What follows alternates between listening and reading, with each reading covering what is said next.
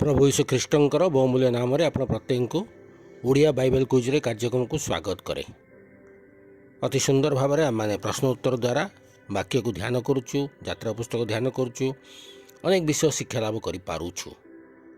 जो नूतन भाव में जॉइन कर चैनल टी सब्सक्राइब कर जॉइन करूँ। सान सान पिला अंशी करातु जहाँद्वारा से अनेक विषय शिक्षा लाभ करें। गत काली जो प्रश्नटी पचरा जाता था आवासर गणनीय वस्तु समूहर गणना कहा द्वारा करा जाइथिला। यार सठिक उत्तर होची इथामर द्वारा। यात्रा पुस्तक 38 पर्व 21 पदरे आपण माने उत्तरटी पाई परिबे।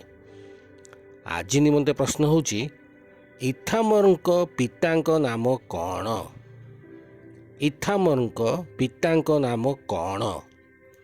आपण मानक उत्तर आम वीडियो कमेंट बॉक्स जाई आम मानक जणांतु। अन्य मानक मध्य उत्साहित करंतु जेपरि सेमाने मध्य एथरे अंशी हेबे।